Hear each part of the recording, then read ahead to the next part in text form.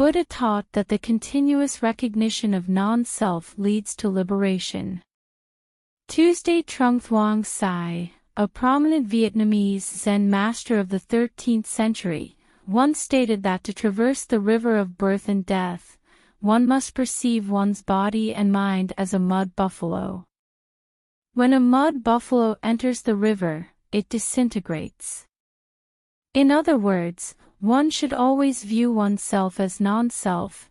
This perspective is the key to crossing the river of birth and death. This concept also serves as a fundamental description of the Buddha's teachings.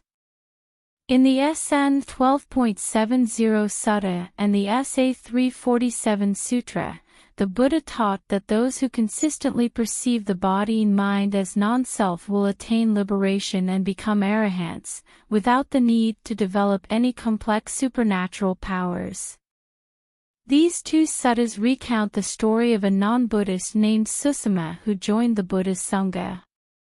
Approximately 2 weeks later, Susima observed many monks approaching the Buddha, reporting that they had achieved Arahantship and fulfilled their spiritual obligations. The Buddha acknowledged that these monks had indeed attained Arahantship and were liberated. Then Susima asked the monks whether they had attained any supernatural powers, passed through walls and mountains, walked on water without sinking as if on land, or sat cross-legged and flown in the air like birds. The monks replied that they possessed no such supernatural abilities. Susima inquired of the monks whether they had achieved divine hearing, the ability to hear from 1,000 miles away. The monks replied that they did not possess such supernatural abilities. Susima inquired of the monks whether they had achieved telepathy, the ability to read the minds of other beings and individuals. The monks responded that they did not possess such supernatural powers. Susima asked the monks if they remembered many past lives. The monks replied that they did not possess such supernatural abilities. Susima inquired of the monks whether they had achieved the 4th jhana, the 3rd jhana, the 2nd jhana, or the 1st jhana.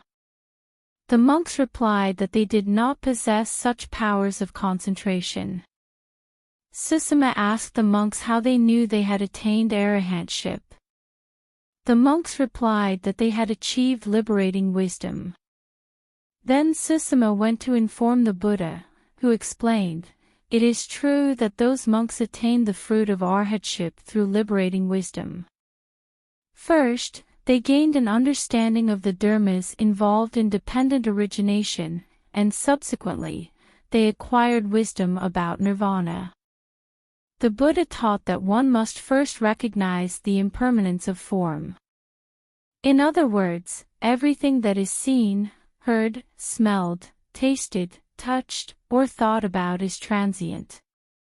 Because it is impermanent, it leads to suffering and is subject to change. Therefore, it must be contemplated as it truly is. This is not mine, this I am not, this is not myself. Similarly, feelings, perceptions, mental formations, and consciousness should be contemplated as they truly are. This is not mine, this I am not, this is not myself. When the practitioner observes this, he becomes disinterested and subsequently relinquishes desire. By letting go of desire, he attains liberation. In this state of liberation, wisdom emerges, accompanied by the realization, "I am liberated."